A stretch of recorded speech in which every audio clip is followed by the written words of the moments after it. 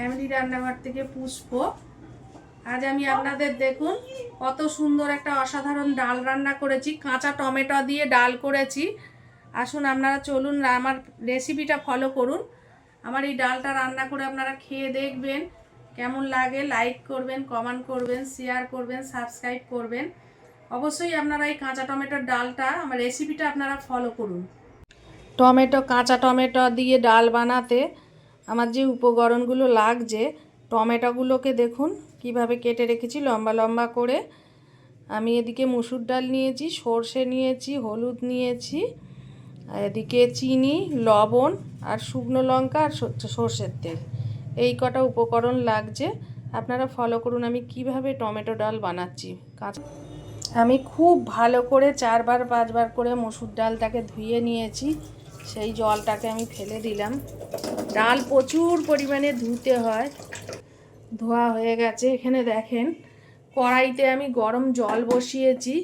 ডাল সব সময়ের জন্য একবারে জল দিতে হয়, দ্বিতীয়বার জল দিতে নেই। প্রয়োজনে জল গরম হলে ডাল দিয়ে ফুটে উঠলে সেই জলটাকেই ঢেলে রাখতে হয়। কাঁচা জল আলাদা দিলে কিন্তু ডালের স্বাদটা নষ্ট হয়ে যায়। ডালে হলুদ দিয়ে সিদ্ধ করতে নেই, সিদ্ধ হওয়ার পর হলুদ দিতে হয়। আমি এখন জলের মধ্যে লবণটা দেবো, দিয়ে এই ডালটাকে এর মধ্যে দিয়ে দিচ্ছি, দিয়ে সিদ্ধ। আমি একবারে মাপ করে জল দিয়ে দিয়েছি, আর জল দেবো না। জল যদি বেশি হয় এই ডাল ফোটানো জলটাই তুলে রেখে ডালে দিতে হয়। এবার ডালটাকে সিদ্ধ হতে দিতে হবে। ডাল ফুটছে। এই ডালে ফোটার সময় না খুন্তি হাতা কিছু দিতে হয়। ডাল সিদ্ধ হয়ে গেলে তারপরে ঘেঁটে দিতে হবে। সিদ্ধ হওয়ার আগে কোনো বেশি নাড়াচাড়া করলে ডাল সিদ্ধ হয় না। ওই জন্য এখন সিদ্ধ হতে দিয়েছি। ডালটা ফুটে গেছে। ডালটা হাফ সিদ্ধ হয়ে এসেছে। এইবার আমি টমেটোগুলো দিয়ে দেবো। এই যে কাঁচা টমেটোগুলো দিয়ে দিচ্ছি। আগে দিতে নেই, টকের জিনিস সিদ্ধ হয় না।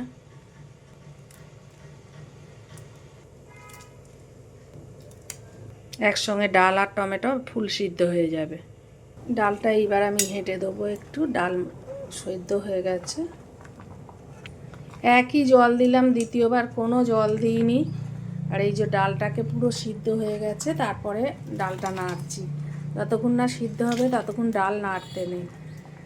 ডাল রান্নার ওপরে কিন্তু ডালের স্বাদ হয়। ডালে বারবার জল দিলে, ডাল এক জল দিয়ে সিদ্ধ না করলে ডালের কোনো টেস্ট হয় না কিন্তু। এবার আমি পরিমাণ মতো হলুদ দিয়ে দিলাম। সিদ্ধ হবার পর ডাল হলুদটা দিচ্ছি।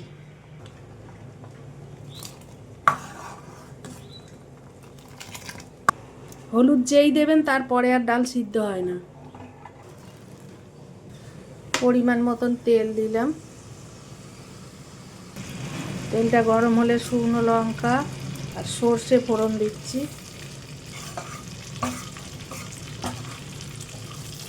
অসাধারণ খেতে হয় দেখবেন করে।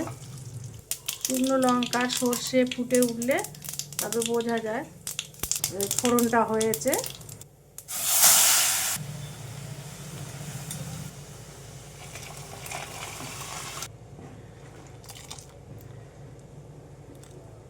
যারা টক বেশি খান তাদের জন্য একটা জিনিস দেখাচ্ছি। আমি বাচ্চার জন্য একটু ডাল তুলে নিলাম। তুলে নিয়ে এবার যারা টক বেশি খান তাদের জন্য বলবো, এটার মধ্যে আমি একটু, যেহেতু আমাদের টক একটু বেশি লাগে, আমি এটার মধ্যে একটু তেঁতুলের কাঠ দিয়ে দিলাম, টক যাতে বেশি টক হয়।